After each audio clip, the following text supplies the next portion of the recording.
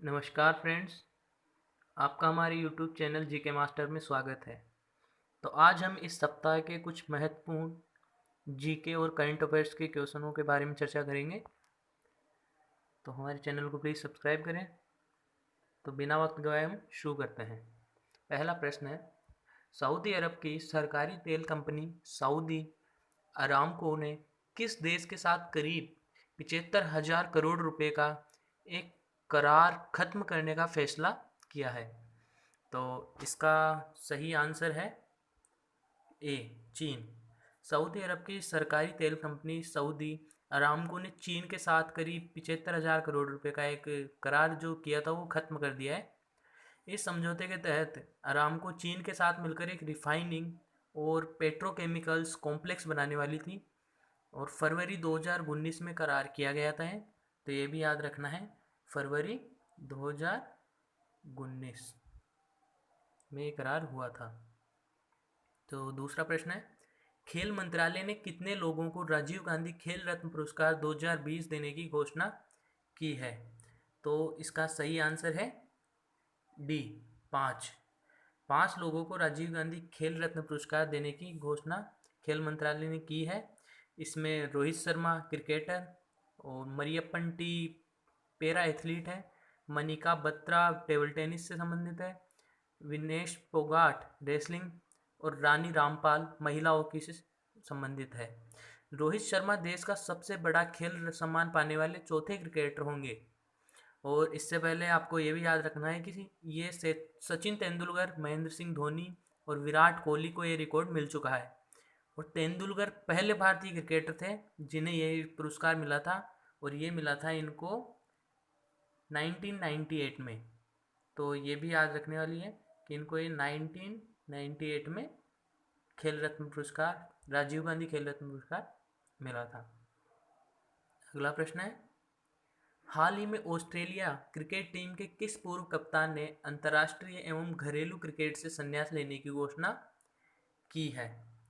तो इसका सही आंसर है ए, कैमरॉन वाइट। कैमरॉन वाइट ने अभी हाल ही में संन्यास लेने की घोषणा की है। और इनके अगर हम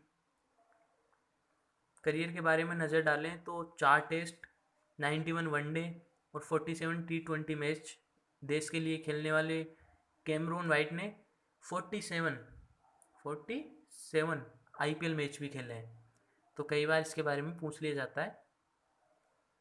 और आईपीएल की फुल फॉर्म आपको पता ही होगी, Indian premier league. Next question है, उत्तर प्रदेश सरकार ने बुंदेलखंड क्षेत्र के जल संकट को हल करने के लिए किस देश के साथ सहयोग की योजना पर हस्ताक्षर किए हैं? तो इसका सही आंसर है इजराइल। दोनों सरकारों के बीच साझेदारी बुंदेलखंड के सूखा प्रभावित क्षेत्रों में जल संकट की समस्या का समाधान करना है। यह बुंदेलखंड जैसे पानी की कमी वाले क्षेत्रों के लिए नवीनतम कृषि प्रौद्योगिकियों जैसे ड्रिप सिंचाई के क्षेत्रीय किसानों को सहायता करेगी। नेक्स्ट प्रश्न है, किस राज्य सरकार ने जनजातीय बच्चों को उनकी मातृभाषा में पढ़ाने के लिए नमत बसई कार्यक्रम चलाया है? तो इसका सही आंसर है बी, केरल। केरल सरकार द्वारा यह कार्यक्रम चलाया गया है। नमत बसई कार्यक्रम को समग्र शिक्षा केरल द्वारा कार्यान्वित किया जाता है। तो ये भी याद रखना है कि इसको समग्र शिक्षा के तहत कार्यान्वित किया जाता है। इस कार्यक्रम ने आदिवासी बच्चों के लिए घर पर ही शिक्षा की ज़रूरत को महसूस करने और सैकड़ों आदिवासी बच्चों को ऑनलाइन कक्षाओं से जोड़ने में सफलता पाई है। इस कार्यक्रम के अंतर्गत 50 लैपटॉप वितरित किए गए हैं और ये जो क्लासें हैं ये प्री रिकॉर्डेड कक्षाएं एक यूट्यूब चैनल के माध्यम से संचालित की जाती हैं। नेक्स्ट क्वेश्चन देखेंगे हम, वित्त मंत्रालय के मुताबिक अब कितने लाख रुपए तक के सालाना कारोबार वाले कारोबारियों को जीएसटी से छूट मिलेगी? तो ये भी बहुत बढ़िया प्रश्न बनता है। इसमें 40 लाख रुपए तक के सालाना कारोबारियों वाले कारोबारियों को जीएसटी से छूट मिलेगी। शुरुआत में यह सीमा 20 लाख थी। तो ये भी याद रखना है कि शुरुआत में सीमा 20 लाख थी। इसके अतिरिक्त 1.5 करोड़ रुपए तक के टर्नओवर वाले लोग कंपोजिशन स्कीम का विकल्प चुन सकते हैं, जिसमें उन्हें केवल 1% का कर भुगतान करना होगा। नेक्स्ट क्वेश्चन है, किस राज्य सरकार ने हाल ही में इंदिरा रसोई योजना लॉन्च कर दी है? तो इसका सही आंसर है बी, राजस्थान। इस योजना के तहत ज़रूरतमंदों और गरीबों को 8 रुपये प्रति प्लेट के हिसाब से ये योजना में फ़ायदा मिलेगा। और हम अगर देखें तो इसके अंदर सरकार द्वारा भी अनुदान है, जो प्रति थाली पर 12 रुपये का अनुदान सरकार दे रही है। नेक्स्ट क्वेश्चन देखते हैं, विश्व वरिष्ठ नागरिक दिवस निम्न में से किस दिन मनाया जाता है? तो इसका सही आंसर है 21 अगस्त। 21 अगस्त के प्रतिवर्ष विश्व वरिष्ठ नागरिक दिवस के रूप में मनाया जाता है। इसका मुख्य उद्देश्य वरिष्ठ नागरिकों की परिस्थितियों के बारे में जागरूकता उत्पन्न करना तथा उनकी सहायता करना है। अगला प्रश्न देखते हैं, हाल ही में किस देश के राष्ट्रपति ने काला सागर क्षेत्र में अब तक के सबसे प्राकृतिक बड़े गैस भंडार की खोज की है? इसका सही है कि सबसे बड़े प्राकृतिक गैस भंडार की खोज की घोषणा की है। इसका सही आंसर है तुर्की। तुर्की के राष्ट्रपति ने काला सागर में फतेह नामक ड्रिलिंग जहाज द्वारा खोजा गया ये गैस भंडार 320 अरब क्यूबिक मीटर का है। तो ये याद रखने वाली चीज़ है कि 320 अरब क्यूबिक मीटर। नेक्स्ट क्वेश्चन देखते हैं, हाल ही में मध्य प्रदेश सरकार ने सरकारी नौकरी में प्रदेश के लोगों को निम्न में से कितने प्रतिशत आरक्षण देने की घोषणा की है? इस तरह के प्रश्न अक्सर पूछे जाते हैं, तो इसका सही आंसर है 100%। मध्य प्रदेश सरकार ने 100% आरक्षण देने की घोषणा की है। 10वीं या 12वीं की परीक्षा मध्य प्रदेश में उत्तीर्ण करने वाले लोगों को ये सेवा मिलेगी। और एक साल पहले 9 जुलाई 2019 को पूर्व मुख्यमंत्री कमलनाथ जी ने भी मध्य प्रदेश के स्थानीय लोगों के लिए निजी क्षेत्र की नौकरियों में 70% की आरक्षण दिया था। और इससे पहले हरियाणा सरकार ने भी जुलाई 2020 मतलब इसके बाद में ये आरक्षण देने के लिए एक कानून बनाया था, जिसमें उन्होंने भी 70% का आरक्षण दिया था। अगला क्वेश्चन देखते हैं, सरकार ने कोरोना महामारी को देखते हुए ड्राइविंग लाइसेंस एवं वाहन संबंधी अन्य दस्तावेजों के नवीनीकरण की सीमा कब तक के लिए बढ़ा दी है? इसका सही आंसर है बी, 31 दिसंबर। ये तीसरी बार चेंज हुआ है। केंद्र सरकार ने इस साल वाहन संचालकों के लिए तीसरी बार ये राहत प्रदान की है। इससे पहले 30 मार्च और 9 जून को 3-3 महीनों के लिए वैधता बढ़ाई जाती है। कोरोना वायरस में लॉकडाउन की वजह से इसको रिन्यू किया गया है और इस बार इसको 31 दिसंबर कर दिया गया है। ये भी याद रखना है। अगला प्रश्न है, दिल्ली अल्पसंख्यक आयोग का चेयरमैन किसे नियुक्त किया गया है? तो इसका सही आंसर है जाकिर खान। इसका सही आंसर है ए, जाकिर खान। जाकिर खान को दिल्ली अल्पसंख्यक आयोग का चेयरमैन नियुक्त किया गया है। और दिल्ली अल्पसंख्यक आयोग के चेयरमैन डॉक्टर जफरुल इस्लाम का कार्यकाल खत्म होने के बाद जाकिर खान को नया चेयरमैन बनाया गया है। और अल्पसंख्यक आयोग के चेयरमैन का कार्यकाल 3 साल का होता है। तो ये भी याद करना है कि अल्पसंख्यक आयोग का जो चेयरमैन का कार्यकाल होता है वो 3 साल का होता है। केंद्र सरकार द्वारा अश्वनी भाटिया को किस बैंक का नया प्रबंधक निदेशक नियुक्त किया गया है? तो इसका सही आंसर है एसबीआई। एसबीआई की फुल फॉर्म है स्टेट बैंक ऑफ इंडिया, भारतीय स्टेट बैंक। और अश्वनी भाटिया एसबीआई के चौथे प्रबंधक निदेशक हैं। तो ये भी देखना है, चौथे प्रबंधक हैं। और 31 मई 2020 को 20 तक इनका कार्यकाल रहेगा। अगला प्रश्न है, किस राज्य में भारत के सबसे लंबे नदी रोपवे का उद्घाटन किया गया है? ये इसका सही आंसर है असम। असम में यह रोपवे कुल 1.8 किलोमीटर, ये याद रखना है, इस तरह के डाटा अक्सर पूछे जाते हैं।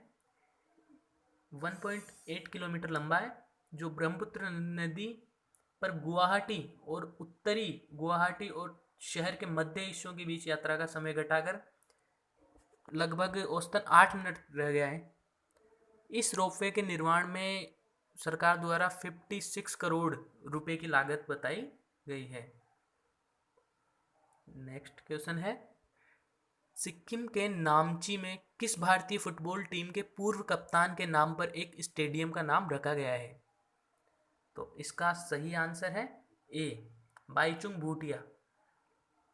सिक्किम के नामची में भारतीय फुटबॉल टीम के पूर्व कप्तान बाईचुंग भूटिया के नाम पर एक स्टेडियम का नाम रखा गया है। यह स्टेडियम बाईचुंग भूटिया के जन्म स्थल दक्षिणी सिक्किम के तिनकितम जिले से लगभग 25 किलोमीटर दूर बताया गया है। भारत में अब तक का यह पहला ऐसा स्टेडियम है जिसका नाम किसी फुटबॉलर के नाम पर रखा गया है। नेक्स्ट क्वेश्चन है, निम्न में से किस विंग कमांडर ने एयर एडवेंचर श्रेणी में तेंजिंग नोर्गे राष्ट्रीय साहसिक पुरस्कार 2019 जीता है? तो इसका सही आंसर है ए, गजानन यादव। पैराशूट जंप प्रशिक्षण है ये भारतीय वायुसेना की स्काई डाइविंग टीम आकाशगंगा के सदस्य भी रह चुके हैं। इन्होंने अब तक 2900 से अधिक बार छलांग लगाई है। और तेंजिंग नोर्गे राष्ट्रीय साहसिक पुरस्कारों को साहसिक खेलों के लिए भारत का सर्वोच्च राष्ट्रीय पुरस्कार माना जाता है। इस पुरस्कार को अर्जुन पुरस्कार के समकक्ष माना जाता है। शिक्षा मंत्रालय ने शिक्षा के क्षेत्र में सुधार करने के प्रयासों को लेकर कितने शिक्षकों को राष्ट्रीय शिक्षक पुरस्कार के लिए नामित किया है? तो इसका सही आंसर है 47 बी।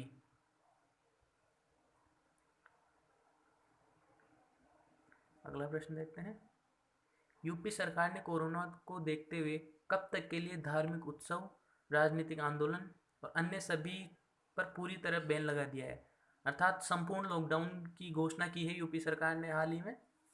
तो इसका सही आंसर है 30 सितंबर सी,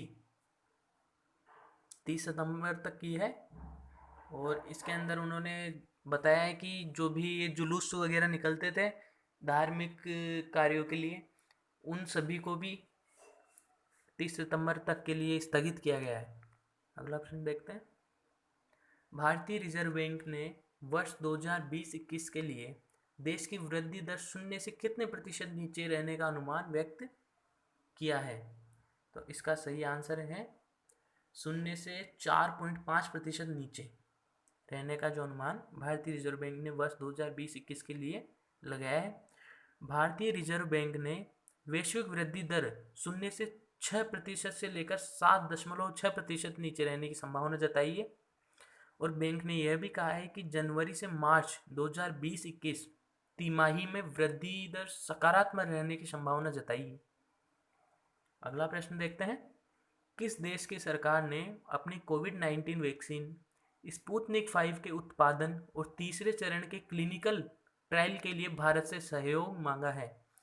तो जैसा कि हम जानते हैं कि अभी एक ही ऐसा देश है जिसने अपनी वैक्सीन की घोषणा की है, रूस। तो इसने भारत से इसके उत्पादन के लिए मदद मांगी है। अगला प्रश्न देखते हैं, भारत और एशियाई इंफ्रास्ट्रक्चर इन्वेस्टमेंट बैंक ने मुंबई के उपनगरीय रेलवे प्रणाली की नेटवर्क क्षमता, सेवा गुणवत्ता और सुरक्षा में सुधार हेतु कितने मिलियन डॉलर के ऋण समझौते पर हस्ताक्षर किए हैं? तो इसका सही आंसर है 500 मिलियन डॉलर। अगला प्रश्न देखते हैं, भारतीय रिजर्व बैंक आरबीआई मुक्त बाजार परिचालन के जरिए कुल कितने करोड़ रुपए मूल्य की सरकारी प्रतिभूतियों की साथ साथ खरीद बिक्री करेगा? तो इसका सही आंसर है ए, 20,000 करोड़ रुपए। असम में सशस्त्र बल विशेष शक्तियां जिसके अंतर्गत आती हैं अधिनियम को कितने महीने के लिए बढ़ा दिया गया है? तो इसका सही आंसर है 6 महीने, और ये हमेशा 6 महीने के लिए ही बढ़ता है। और इसके अंतर्गत इसको विशेष शक्तियाँ प्रदान होती है।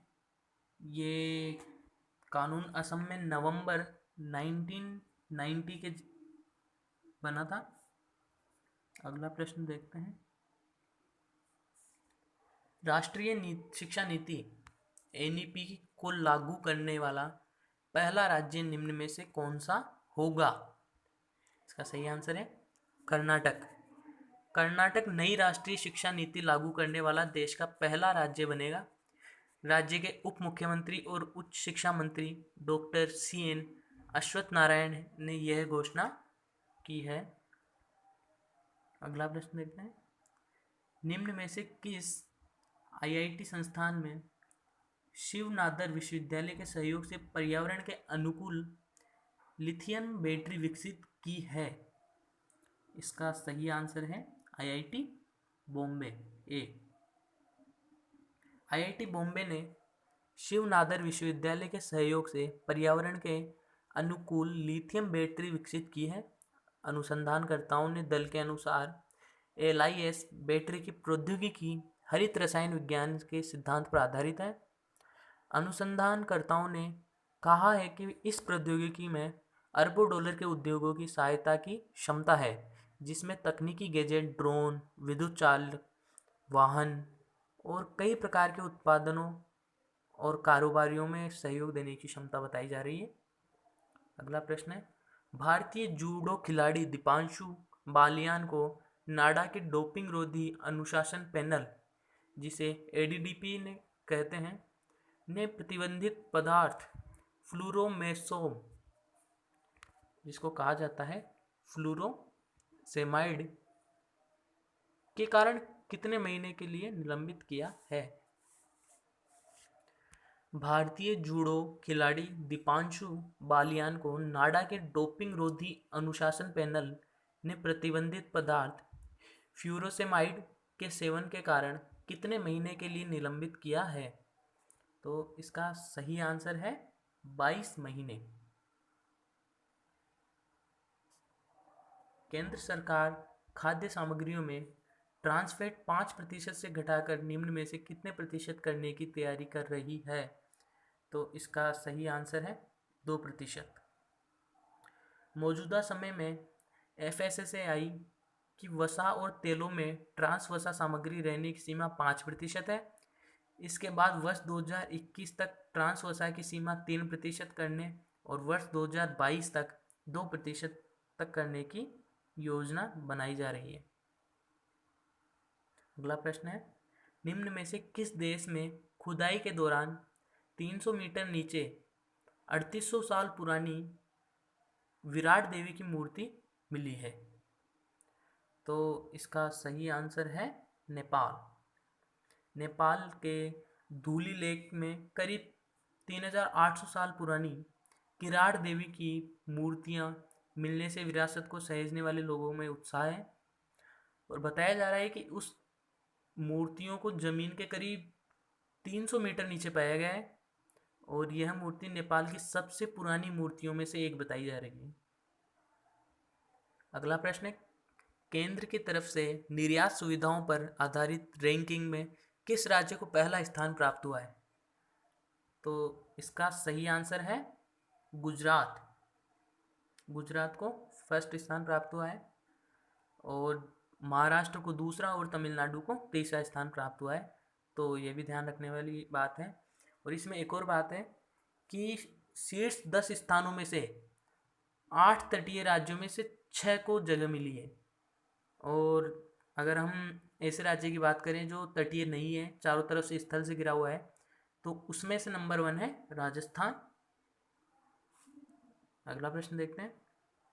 वित्त मंत्रालय द्वारा राज्यसभा में प्रस्तुत किए गए आंकड़ों के मुताबिक प्रधानमंत्री मुद्रा योजना के तहत महिलाओं को ऋण देने की सूची में सबसे शीर्ष राज्य कौन सा है? तो इसका सही आंसर है तमिलनाडु और इसके बाद पश्चिम बंगाल और कर्नाटक का स्थान आता है। अगला प्रश्न देखते हैं। हाल ही में किस बैंक ने किसानों की साख का आकलन करने के लिए सैटेलाइट डेटा का उपयोग करने का फैसला किया है? तो इसका सही आंसर है आईसीआईसीआई बैंक। आईसीआईसीआई बैंक ने ये बताया है कि वो जो किसानों को ऋण देने वाले हैं उसका जो फसलों का आकलन करेंगे वो सेटेलाइट तस्वीरों के द्वारा करेंगे, और ऐसा करने वाला यह पहला बैंक बनने जा रहा है। अगला प्रश्न देखते हैं। हाल ही में किस देश ने एक समारोह के दौरान पाकिस्तानी नौसेना के लिए निर्मित एक उन्नत नौसैनिक युद्धपोत लॉन्च किया है? तो इसका सीधा सा आंसर चीन है। अगला प्रश्न देखते हैं। निम्न में से कौन सा देश लगभग 10 लाख रोहिंग्याओं को भाषण 4 द्वीप पर स्थानांतरित करने की योजना बना रहा है? तो इसका स्थानांतरित करने की योजना से तात्पर्य है कि उनके रहने की सुविधाएं विकसित कर रहा है। इसका सही आंसर है बांग्लादेश।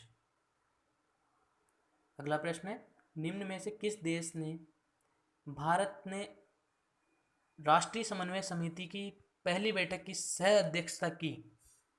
तो इसका सही आंसर है उज्बेकिस्तान। अगला प्रश्न है जो कि ऑप्शन नहीं है, 1 लाइन है। जार बम जो हाल ही में खबरों में देखा गया है किस देश द्वारा विकसित किया गया है? इसका आंसर है रसिया। अगला प्रश्न है।